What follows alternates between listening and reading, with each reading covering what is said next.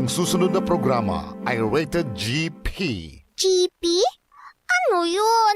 Garantisadong pampaborito!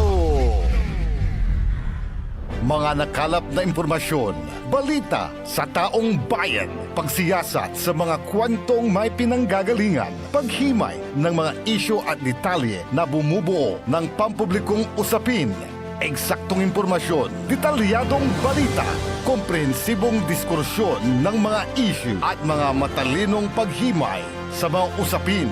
Ito ang Aligwas Pangasinan Ilocano. Balita, talakayan at serbisyo publiko sa radyo. Aligwas Pangasinan Ilocano. Samahan ang maestro ng balita at impormasyon na si Jonathan Ortega. Aligwas Pangasinan Ilocano. Lunes hanggang Biyernes, alas 5 hanggang alas 6:30 ng gabi. Dito lamang sa DWJE 88.1 FM. Radyo Pangasinan. Aligwas Pangasinan Ilocano. Narito na si kapaboritong Jonathan Ortega. Maligwas ang araw Pangasinan! Muli po nagbabalik ang programang maghahatid po sa inyo ng mga importanteng impormasyon at mga maiinit na balita at issue na dito niyo po maririnig sa programang API, Aligwas Pangasinan Ilocano. Makakasama niyo po ako mula alas 5 ng hapon hanggang alas 6 ng gabi. Ako po ang inyong public servant sa radyo, Jonathan Rosario Ortega. At syempre, makakasama rin natin sa ating technical control ang ating mga magigiting na sound engineer. Magigiting ano? Syempre sina Dennis Palaganas at Nixon Daco. Yan, Daco pong salamat sa inyong dalawa. At sasamahan nyo ako ngayon, no? Ang aking mga co-pilot ngayong araw. Syempre mga kapaborito, ngayon po ay araw ng Martes, May 6, 2025. At bagamat maraming lugar dito sa Pangasinan ang nakararanas ng pagkulog pagkidlat ha. Meron po tayong thunderstorm advisory. Kaya doon sa mga pauwi pa lang, baka maabutan po kayo ng pagkulog at pagkidlat. Pawayolara may papayong yutan para hindi kayo mabasa mga kapaborito. Lalo na doon sa mga kapaborito natin na taga Alaminos City, Balongao, Burgos, Dasol, Infanta, sa bayan ng Lawak, Mabini, Manawag, Mapandan, Rosales, Umingan at dyan po sa Urdaneta City. Pwede pong magtagal ng 1 hanggang 2 oras at maaring makaapekto mga pag-ulan na yan sa mga karatig na lugar. At syempre kapag kumikidlat, kumukulog, ugaliin po na sumilong po muna para po hindi kayo tamaan ng kidlat. Ito yung mga panahon kasi comparing to last year's incidents ng kidlat, napakarami tayong naire-report noon, naalala ko pa Marami po kasing insidente ng mga tinatamaan ng kidlat sa may western Pangasinan at sa may central Pangasinan. Yan yung kung maalala ko meron pa nga yung isa dyan sa may Bulinaw. Lumabas lang para bumili sana ng sigarilyo sa tindahan, tinamaan ng kidlat. Ganyan ng buhay mga kapaborito. The minute you're here, alive and kicking, maya-maya lang wala na. Ganyan kabilis ang buhay mga kapaborito, Kaya sabi nga nila, let us make the most out of it. Ang buhay ay iisa lang.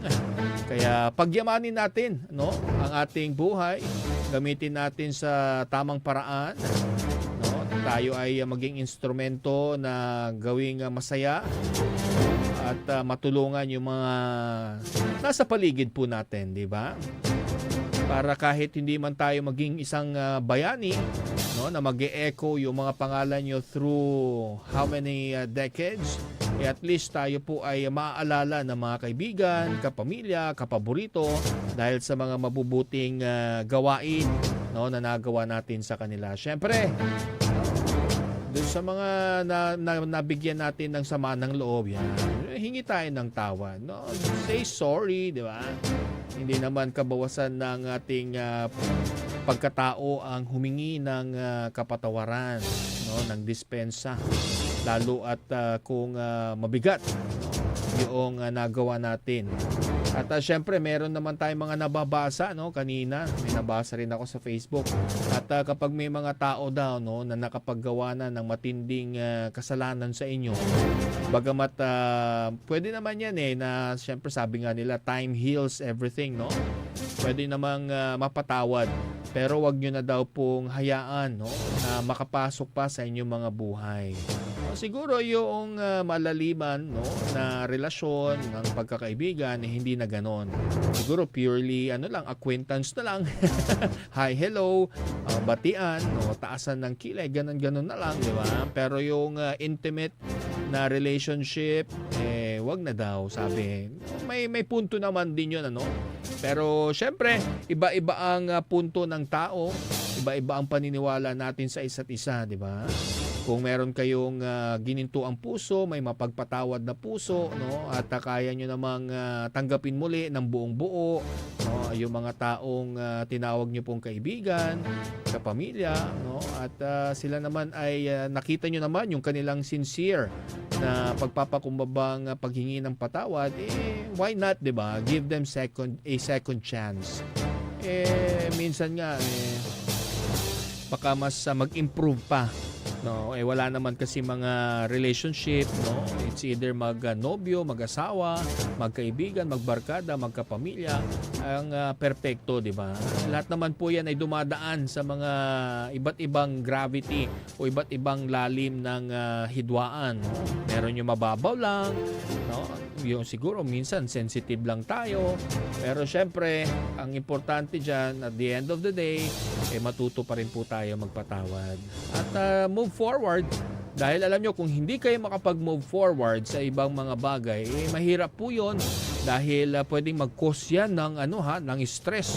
At may mga nababasa ako, no, na may mga psychosomatic disorder pala that could link, no, doon sa ating kalusugan, no? Sana ay alagaan natin yung ating mga sarili, wag nating kinikim-kim yung ating mga galit, no?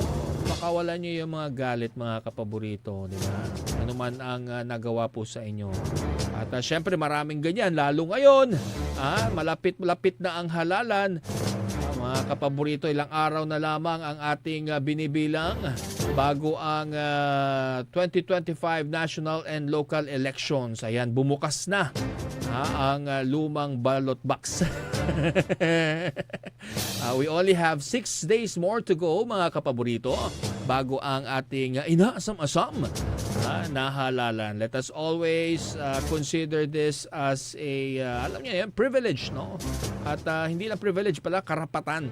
No? Mas mataas yan, karapatan po natin. Exercise natin ang ating karapatan na bumoto, no? Ito lamang po yung pamamaraan, no, na bibigyan tayo ng kapangyarihan para hindi naman sabihin makabawi, hindi pangit naman pakinggan, no? Para mailuklok natin yung tao na karapat-dapat, yung taong may nagawang mabuti, yung taong makapag-iiwan ng mga legacy project at hindi lang yung mga band-aid solution. Maraming ganyan di ba? Di ba? Merong mga ganyan, mga band-aid solution lang. Pero wala yung sustainable programs para sa development, no, ng ating mga kababayan, ng ating mga kapaborito. Ibig sabihin, wala yung tuloy-tuloy na programa na magbibigay ng masaganang buhay, no, sa bawat pamilyang Pilipino. Isipin po natin mabuti yan. No? Importante po yan, yung halalan, no? Our right to suffrage. At syempre, para hindi na po kayo mahirapan doon sa mga kapaborito natin dyan sa mga bayan-bayan, sa mga lungsod-lungsod. No, tandaan nyo na lamang po yung mga numero na inyong napipisil na kandidato para hindi nyo na isusulat yung napakahahabang mga apelyido, pangalan, hanggang sa nickname, no, at madali nyo lang matandaan. At although i-recheck nyo ng i-recheck, di ba? At syempre sa likod ng inyong mga balota ha, huwag niyong kakalimutan. Baka makalimutan po ninyo, no? Sa likod ng balota, dahil napakalaki po ng ating balota, no? Hindi lang yan hindi lang yan one half lengthwise, mga ganon-ganon. Isang napakahaba at napakalaking balota po yan. Meron pong listahan ng mga party list, no? Party list diyan po sa likuran ng balota. Yan po, hindi po yan mga pangalan o apelyido ng mga kandidato, bagamat sila po ay nire-represent, may mga nominees po yan. Siyempre, abangan nyo, silipin nyo mabuti, bilangin nyo hanggang doon sa number 123, mga kapaborito, okay? Tandaan ha, 123. Kindly fill in the circle. I-shade nyo po yan. Abante, Pangasinan, Ilocano Party List. Para po tuloy-tuloy na mayroon po tayong boses ng mga Pangasinense at Ilocano dyan po sa mababang kapulungan ng Kongreso. Para po mayroong magtataguyod ng ating mga karapatan. Lalo na sa pagbibigay ng hustisya sa mga naaapi. At nagbibigay ng magandang oportunidad sa mga farmers, fisher folks, no?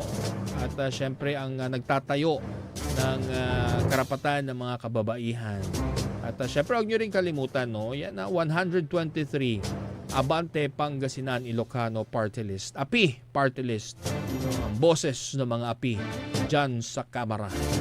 Syempre, it is well represented. Our first nominee dyan sa API Party List, no? Sino ba naman ang hindi makakakilala sa ating pong kagalang-galang na former Pangasinan Governor and Congressman Amado T. Espino Jr. Sila po ang ating first nominee at sinusundan naman ng ating second nominee na si Lawak Vice Mayor Attorney Nelson Valdez Gayo. Magandang hapon po sa inyong lahat. Mga kapaborito, no? Siyempre ang Pangasinan po ay more than 3 million strong at malaki rin ang bilang ng atin pong mga botante po dito, no? So kung magiging solid lang po ang ating pong mga kapamilya, mga kapaborito, no, dito sa Pangasinan, pwede tayong makapagluklok ng 2 upuan, no? Kayang-kaya yan. Basta sama-sama at bumoto sa May 12. Huwag kayong magkakasakit, ha? No, huwag kayong magkakasakit sa May 12. Lunes po 'yan. No, para naman dun sa mga persons with disabilities, mga senior citizen, no, baka nag-aalala po kayo na baka kayo ay matagalan sa pila.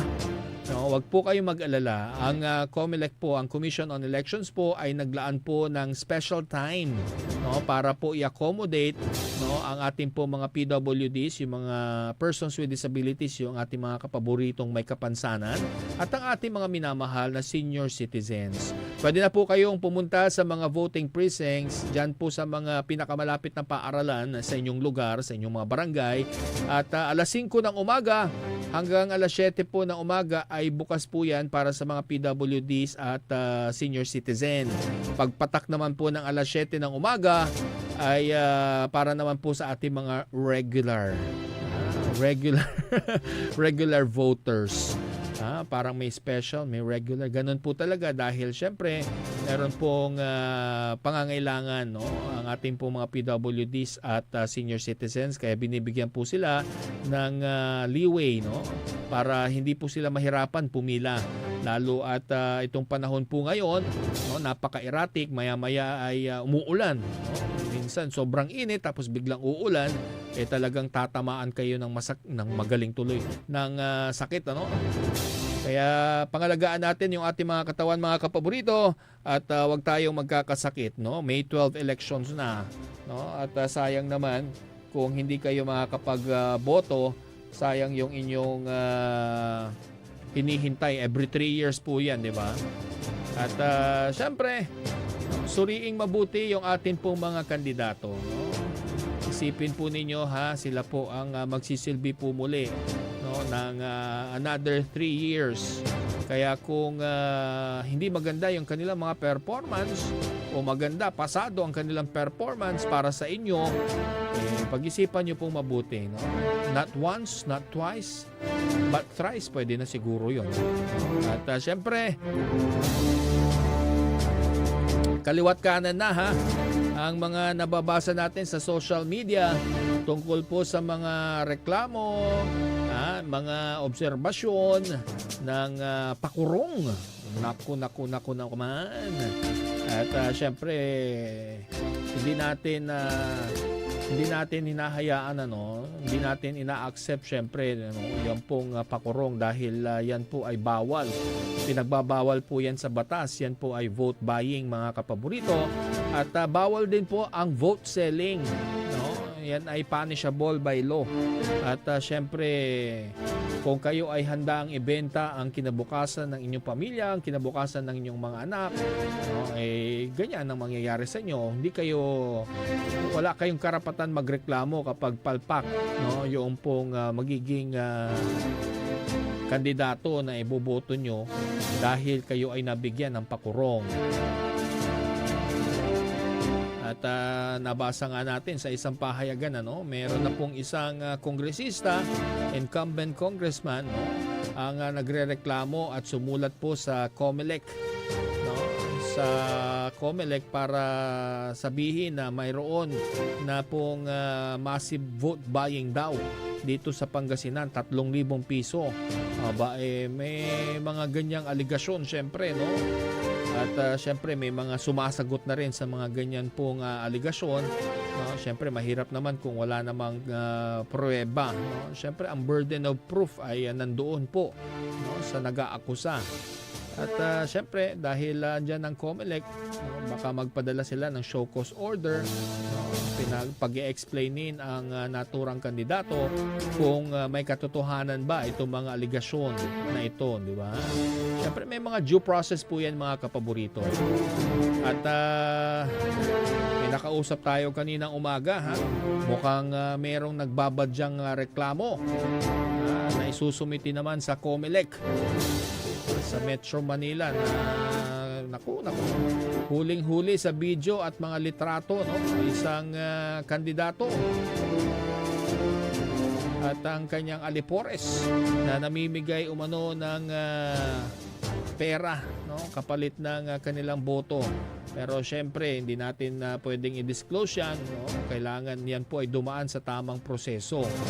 At kung sino yan ay malalaman nyo na rin siguro sa mga sumusunod na araw. Kaya very careful ha. Naku. Yung ating mga kandidato, kapag kayo ay napipicturan, nabibidyohan, delikado po yan. Kaya may mga nadidinig-dinig din po tayo. Meron mga iba't ibang paraan na.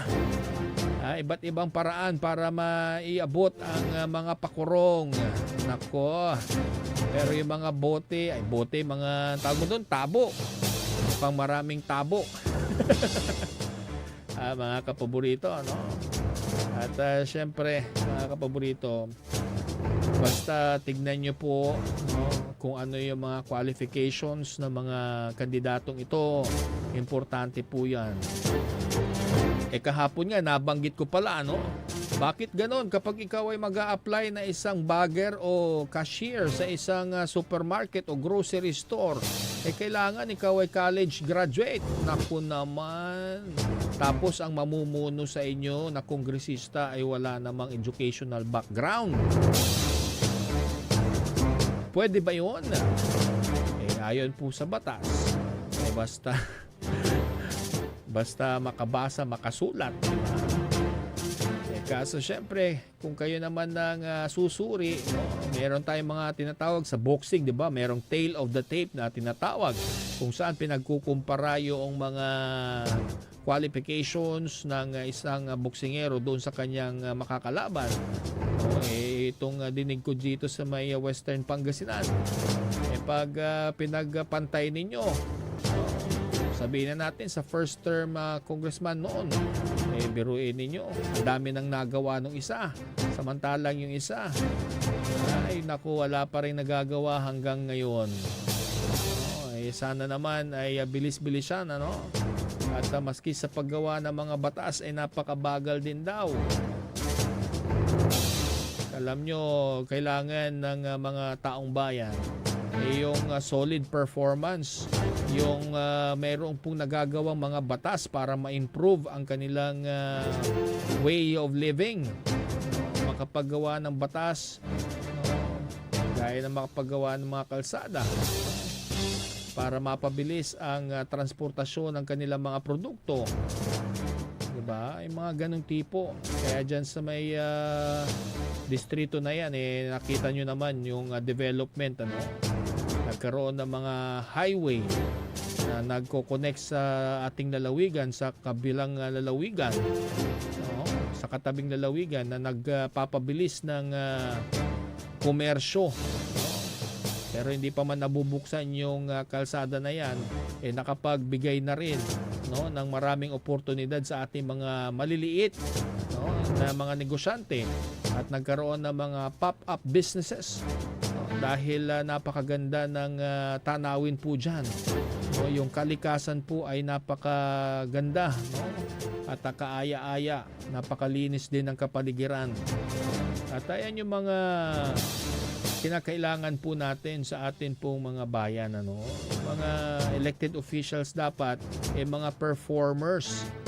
Hindi lang yung bigay ng mga ayuda. Ginagawa na lang tayong mga mendicants, Dapat hindi po ganon. Dapat tayo ay tinuturuan, binibigyan ng oportunidad, binibigyan tayo ng skills training, at kung ano-ano pa para naman tayo sa paglalaban tayo sa buhay, meron tayong sapat na bala. Itong bala yung mga trainings na na-acquire po natin sa mga centers na inilalapit po ng ating po mga public servants sa atin. Pero kung lagi namang ayuda lang ng ayuda, bigas dito, bigas doon, sabi nga teach a man how to fish. Diba? Hindi yung ganyan na lagi na lang isusubo na lang ng isusubo, kahit wala namang kalamidad at tapos na rin ang pandemya, tuloy-tuloy pa rin yung ayuda. Hindi naman po sapat na sabihin lang na galing naman sa kaniyang bulsa, pero ang hinahanap po natin dito yung solid na programa na kahit wala ka na, nagtapos na, nag-graduate na ang iyong termino, meron kang makikitang programa na magtataguyod sa kapakanan ng ating mga kababayan, Kaya maging wise po tayo, mga kapaborito, sa pagpili ng ating po mga public servants. Okay? Importante po yan, di ba? Hi, hello! Magandang hapon sa ating mga kapaborito dyan sa bayan ng Kalasyaw. Magandang hapon. Happy fiesta po sa inyo. At syempre, nakaugalian din ng ating mga kapaborito ang magnovena po dyan sa Senyor Tesoro. Happy fiesta din po. At binabati natin syempre ng... sino pa ba yung mga magpipiesta? Ang alam ko pa ng Kalasyaw, Bagamat kagabi inulan yung concert, pero enjoy naman yung mga tao dyan po sa bayan ng Kalasyaw. At syempre, nandoon si Marco Rugio, ang Grand Raceback Champion sa It's Showtime. Napakagaling, isang taga-Pangasinan. At kung mapanood nyo man si Marco Rugio, talagang mapapabilib kayo sa angking talino nito sa pagkanta. All-out performer po.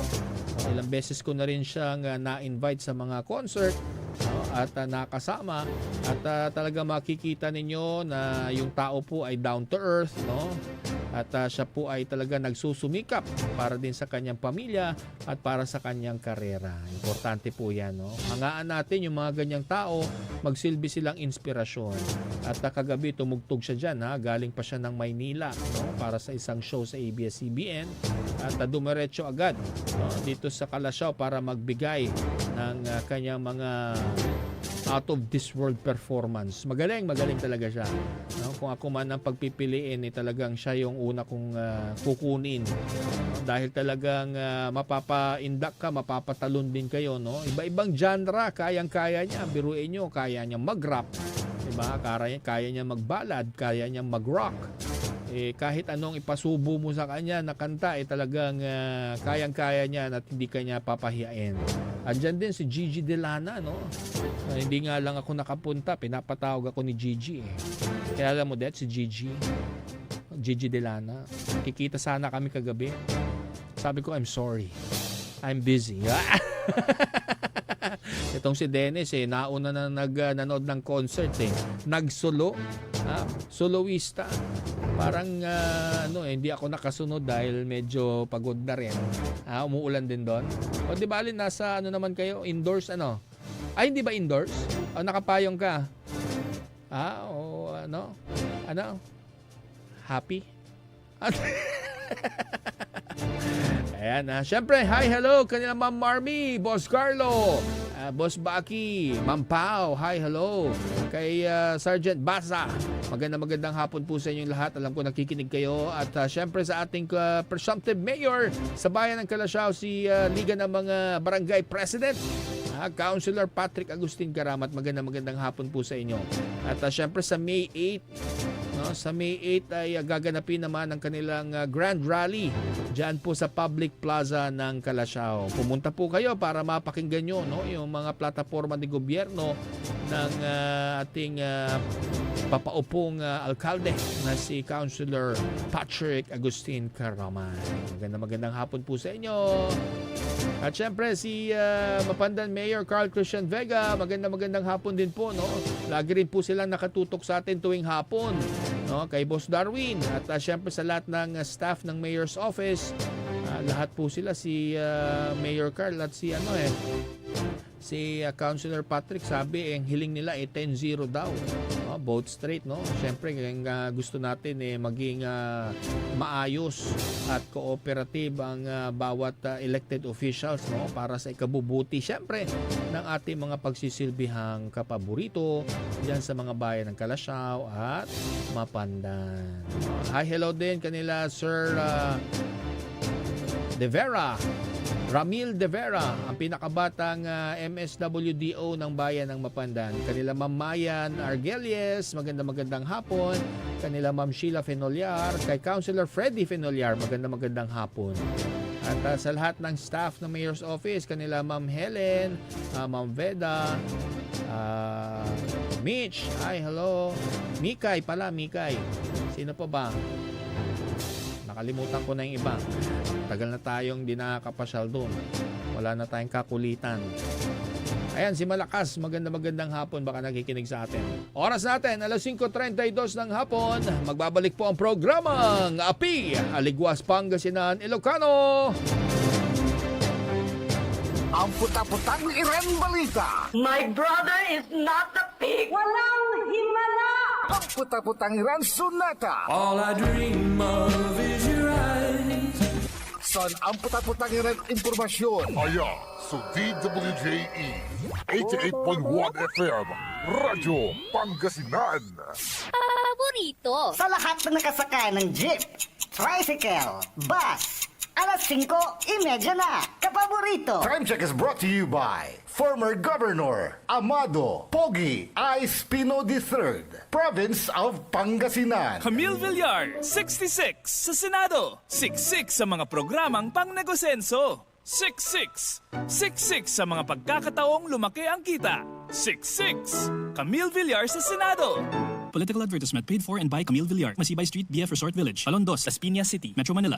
Hey, ipawil tayo, letter femihiya, at konseho, at tagupa, na ilaluan tayo, tanapan piya ang letter femihiya, si kay number 1, inaligwas to syudad, femihiya, femihiya, femihiya, ipawil at konseho, femihiya, femihiya, femihiya. Ilalaban ng tama para sa patas na serbisyo. Ang taong may prinsipyo. Councilor Red F. Mejia, number 10 sa balota. Camille Villar, 66 sa Senado. 66 sa mga programang pagsulong ng edukasyon. 66. 66 sa mga adhikaing pangkabataan.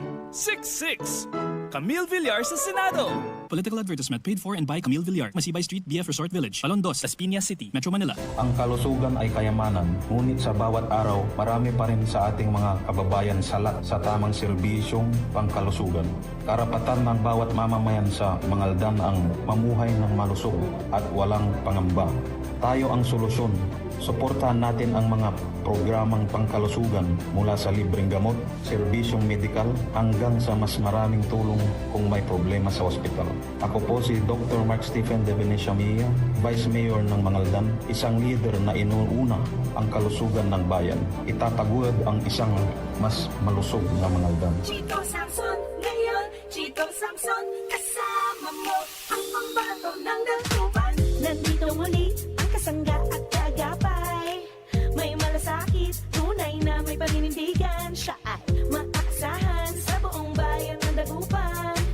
Hangarin tapat, dignidad, tapang at lakas. Kasama nyo noon ngay kahit kailan. Ano ang oras ay malalapitan. Mga suliranin na malulunasan. Feel mo, gets mo, Chito Samson, ibalik sa konseho. Ating iboto ang nag-iisang manok ng mga dagupenyo. Mula noon hanggang ngayon subok na ang serbisyo. Halika na't samaang ibalik sa konseho. Ating isigaw, ang pangalan niya ay Chito. Chito Samson ang iboto. Iboto nating mga dagupenyo. Feel mo, gets mo, muli nating ibalik sa konseho. Number 19 sa balota, iboto, Councilor Chito Samson. Kaibayonan Saman, Nathan, Anggad Kapigan, Councilor Chito Samson. Feel mo, gets mo. Number 19 sa balota. Paid for by the friends of Chito Samson, California, USA. At WellCare Diagnostic Center, your health is our priority. From routine checkups to advanced diagnostics, we provide accurate, timely results, ensuring you're always on top of your well-being. Whether you need a blood test, x-ray, or ultrasound, our state-of-the-art equipment and professional team are here for you. With a convenient location and fast results, we make healthcare easier. Message us through our WellCare Diagnostic Center Facebook page or visit us at the Mapandan Town Center for an appointment. WellCare Diagnostic Center, your health, our care. Visit WellCare Diagnostic Center, located at Mapandan Town Center, Mapandan, Pangasinan. For reliable and top-notch healthcare services, you deserve the best care. WellCare Diagnostic Center. Mare! Kabigla ka naman, Mare, ah! Grabe, gimaggana ka, ah. Mare, di mo sinabi na uwi ka pala ng San Carlos. Ay, oo. Namiss ko na kasi dito ang pamilya ko. Ito na palang San Carlos ngayon. Grabe, Mare. Ang laki na ng pinagbago. Siyempre naman, Mare, alam mo ba na dito sa syudad natin, malaki na talagang pagbabago. Mula sa mga infrastruktura, nandiyan na mga konkretong daan at mga bagong pasilidad. Wow! Meron din tayong trending na ayos, kalusugan karavan na nagbibigay ng libreng serbisyong medikal. Palipalitan, ah! Saka, nandyan din ang mga programang pang-agrikultura para sa ating mga magsasaka. Ay, wow! At higit sa lahat, Maria, ang pagpapanatili ng peace and order ng ating syudad. Perfect! Di lang yan, binibigyan din ng halaga ang kapakanan ng lahat ng tao at pantay na karapatan sa mga serbisyo ng gobyerno. Grabe, Mare! Ang bongga na talaga ng San Carlos. Parang ayoko na bumalik sa ibang bansa. Oo, Mare. Kung ako sa'yo, dito ka na lang sa San Carlos. Dahil sa San Carlos, tunay na subok na ang serbisyong ayos. Mayor Julia Ayo Resuello po, kasama si Vice Mayor Jose Resbox Resuello at ang Sangguniang Panglungsod ay nandito upang umagapay at magserbisyo sa ating minamahal na syudad. San Carlos, maunlad, ligtas at maayos. Gagraduate ka na, kapaborito? Sana all. Wow! Congratulations! Good luck sa inyong next journey, graduates! Be proud of what you have achieved so far and be grateful to your parents. Pagbati mula sa inyong kapaborito, DWJE 88.1 FM, Radyo Pangasinan. Paborito! Paborito ng kabataan at matatanda. Paboritong pakinggan sa bus, tricycle, jeep at mga opisina. Paborito mo, paborito ko, paborito nating lahat. DWJE 88.1 FM, Radyo Pangasinan. DWJE 88.1 FM, Radyo Pangasinan.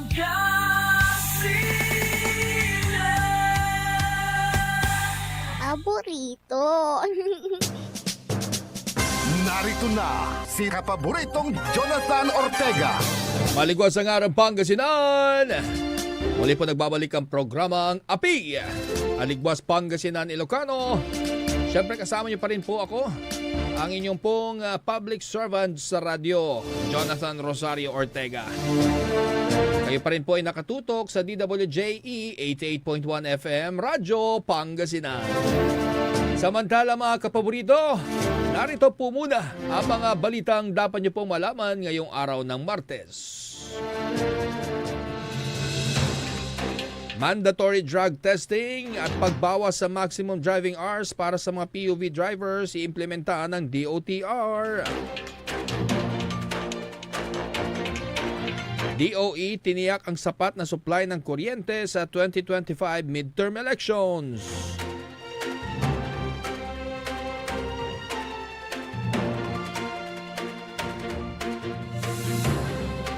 May 12, idineklarang holiday ng Malacanang.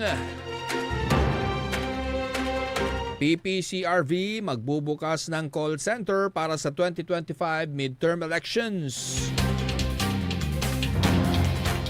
Mga tourism activities sa Mount Pinatubo, suspendido na.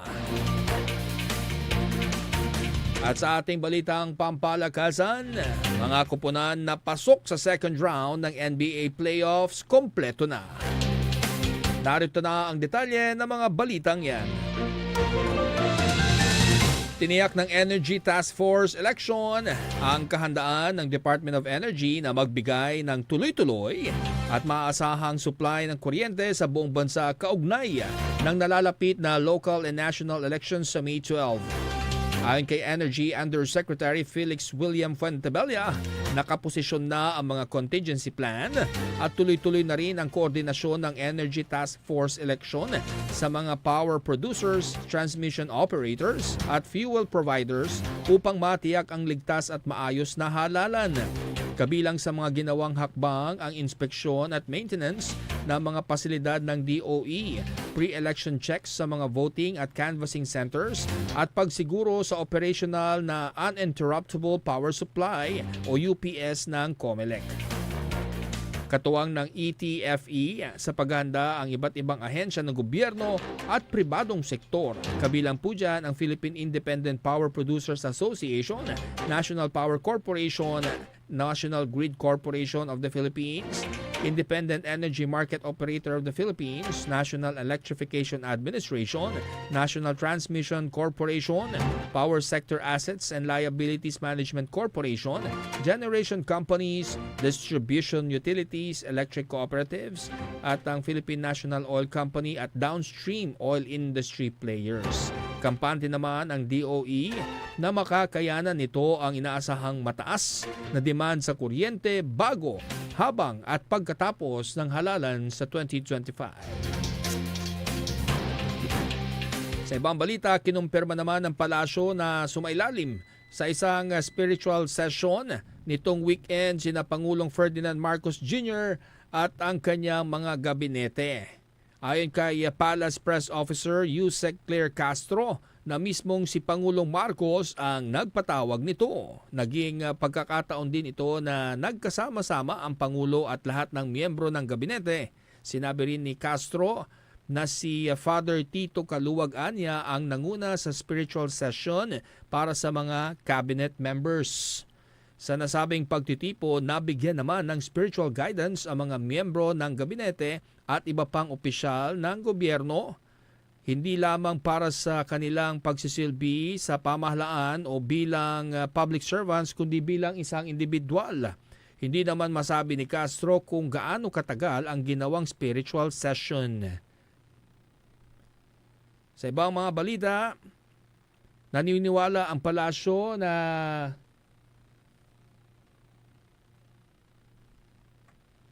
dahil sa pagiging masigasig ng Pangulong Ferdinand Marcos Jr. at ng kanyang administrasyon, nararamdaman na ng ating mga kababayan ang mga programa at proyekto ng pamahalaan. Dahilan, naiiba na ang kanilang pananaw sa pagpigil ng mga kandidato na tumatakbo ngayong halalan. Ayon kay Palace Press Officer Yusek Castro, nakikita na ng ating mga kababayan kung ano ang naitutulong ng pamahalaan lalo na sa pagtugon nito sa mga issue tulad ng kagutuman at kahirapan. Ikinalugod naman ni Pangulong Marcos ang ulat at na nag-iba na ang pananaw ng ating mga kababayan sa pagpili ng kanilang iboboto sa nalalapit na 2025 midterm elections. Tugon ito ni Palace Press Officer Yusek Claire Castro matapos mabatid sa isang survey na 93% ng mga Filipino voters ang susuporta sa mga kandidato na nagtataguyod ng mas maraming oportunidad sa trabaho, pagpapalakas ng agrikultura upang dumami pa ang produksyon ng pagkain sa bansa. Inihayag ni Castro na mga kagustuhan ng mga botante ay kanilang nakita sa mga senatorial balls ng alyansa na kinampanya ni Pangulong Ferdinand Marcos Jr. Sa mga naging talumpati ni Pangulong Marcos Jr. sa campaign sortie, kanyang binigyang diin na hindi tumitigil ang kanilang administrasyon na iangat ang buhay ng ating mga kababayan na nasa laylayan. Pinalakas din ng gobyerno ang iba't ibang programa na nagbibigay tulong sa ating kababayan.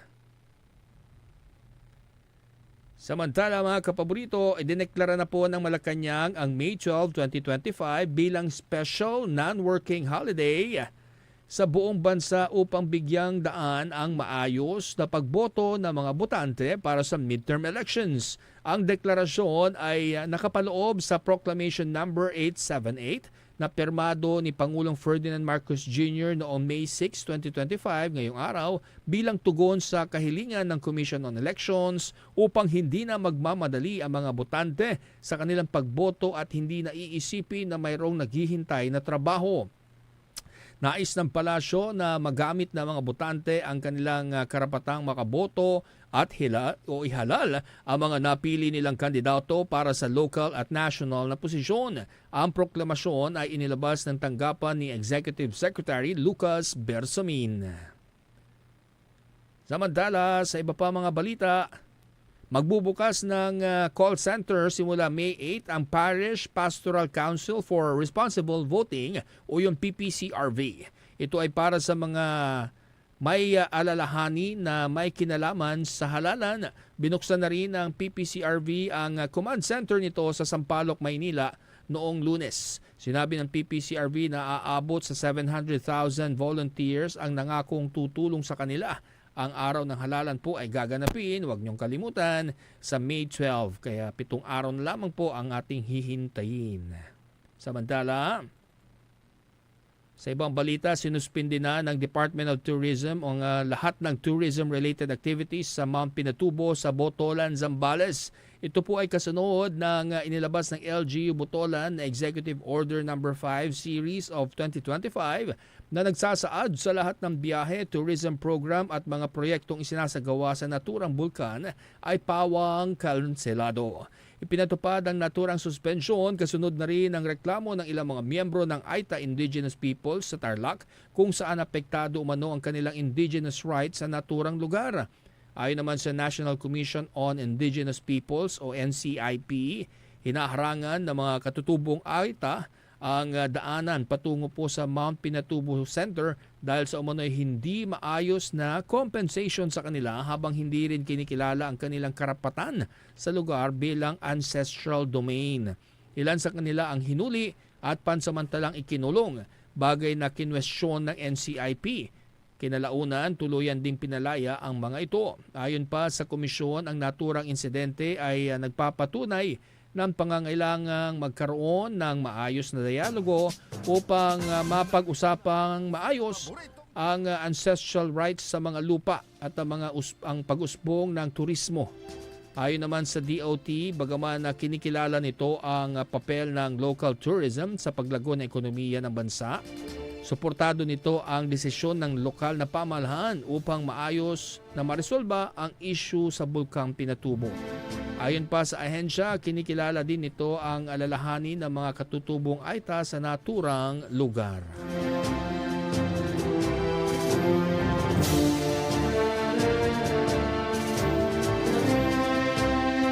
Samantala sa atin naman pong balitang pampalakasan mga kapaborito, Naging malinaw na ang mga koponan na maaaring mag-uwi ng kampyonato sa NBA Finals ngayong taon.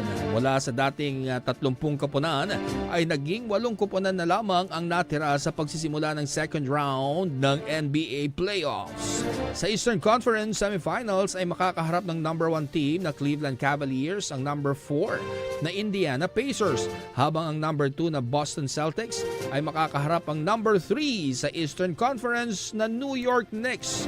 Habang sa Western Conferences Semifinals ay makakaharap naman ng number 1 na Oklahoma City Thunder, ang number 4 na Denver Nuggets at ang number 6 na Minnesota Timberwolves ay makakaharap naman ng Golden State Warriors. Bawat koponan ay dumaan sa iba't ibang pagsubok kung saan sa first round ay na-sweep ng Thunder 4-0 ang Memphis Grizzlies, habang ang Celtics naman ay nakapasok sa second round ng magtala ng 4-1 na bentahe laban sa Orlando Magic sa first round. Na-sweep din ng Cavs 4-0 ang first round nila ng Miami Heat, at ang Timberwolves ay hindi pinaporma ang Los Angeles Lakers at nakamit naman ng 4-1 na bentahe para makapasok sa semifinals. Habang walang kahirap-hirap din na nalusutan ng Pacers sa unang round ang Milwaukee Bucks at nakuha ang 4-1 na bentahe. Naging malaking hamon ang first round sa Warriors dahil umabot pa sa Game 7 bago tuloy ang ilang paso nila ang Houston Rockets. Ganon din ang nangyari sa Nuggets na umabot din sa Game 7 para ilang paso ang Los Angeles Clippers sa first round. Habang ang Knicks ay bahagyang nalusutan ng Detroit Pistons at naitala ang 4-2 na bentahe sa first round playoffs. Ngayong araw ay magsisimula naman ang first game sa second round playoffs sa pagitan naman ng Celtics at Knicks, ganon din ng Thunder at Nuggets. Habang nakaisang panalo na ang Pacers laban sa Cavs sa second round playoffs. Naging mainit na ang labanan ng ating mga NBA teams, no? Kaya may mga nakikita tayo na nag-celebrate, no, sa kanilang social media. Samantala mga kapaborito, meron naman po tayong scheduled power maintenance mula naman po sa Dagupan Electric Cooperative or Corporation rather, o DECORP, no, sa May 7, Wednesday. Meron pong scheduled maintenance ng 9 a.m. hanggang 1 p.m. 4 na oras po yan. Diyan po sa bahagi ng Barangay Payas sa bayan ng Santa Barbara. Ayan, lagi po kayo mag-check, no, ng inyo pong mga scheduled power maintenance. At syempre, may mga pag ganito mga may thunderstorm, ano, minsan naapektuhan po yung supply ng kuryente. Posibleng anytime ay pwede kayong magkaroon ng problema sa supply ng inyong kuryente. Siyempre, lalo dyan sa mga Aldan at Binmalay.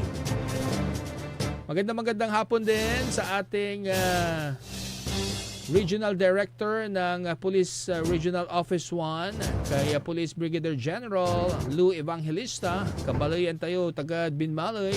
Magandang hapon po. At syempre kay DPWH Regional Director Ronald Tan.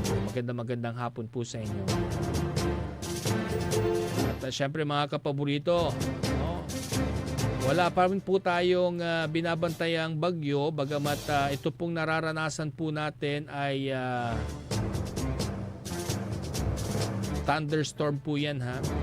Pero meron tayong binabantayang sama ng panahon o yung tinatawag nating low pressure area. Ayon po sa public weather forecast ng Weather Forecasting Station ng Pag-asa, as of 4 p.m. May 6, 2025, ang namataang low pressure area o LPA ay nasa 190 km east-northeast ng Borongan City, Eastern Samar. At ang isa pang low pressure area naman ay namataan sa may layong 415 km west of Abukay, Bataan. So dalawang low pressure area po yan, mukhang nag-uumpugan, ano. And syempre the rest of the country ay makakaranas pa rin po tayo ng maulap hanggang sa bahagyang maulap hanggang sa maulap na papawirin na may kasamang isolated rain showers at pagkulog pagkinlad. Yan po ay dulot naman ng easterlies o yung mainit na hangin. Hi, hello kay Paloma. Magandang hapon. Baka nakikinig siya sa atin ngayon. At syempre, batiin ko na rin yung ating mga friends, no? Sila Charis Isidro, Bubo Mochave, kay Ante Tessa Zabala at kanyang hubby na si Dave Zabala. Magandang hapon. Kanila Christian and Michelle Quizon. Kanila Jay and Janice Mabolo, magandang hapon. Siyempre sa aking mga Dabber Cats, kanila Joan and Disney Romero, dyan po sa bayan ng Calasiao, kanila Chris at Jane Estrada, dyan naman sa San Jacinto. Nakita ko si Jane kagabi, no? Napakasarap naman kasi nung kinain ko dyan sa may Golden Mommy House, no? Sakto maulan ng panahon. Nagano ko, beef brisket and wonton mommy. At syempre sino pa ba? Hi, hello mga kapaborito, sila Kuya Cesar Ian Urbano, baka nakauwi na yon, no? At mga kapaborito natin dyan sa DBP, magandang hapon.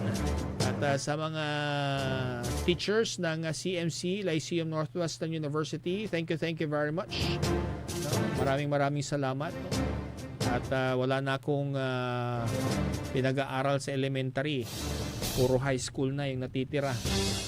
Oras natin, 5:55 in the afternoon. Bukas, araw ng Miyerkules, no? Babalik po tayo alas 5 ng hapon. Kaya lagi lang po kayong nakatutok ha sa DWJE 88.1 FM Radyo Pangasinan. Ako po ang inyong public servant sa radyo, Jonathan Rosario Ortega. Ito po ang programang API, Aligwas Pangasinan Ilocano. Nagsasabing maraming salamat at magandang hapon, kapaborito.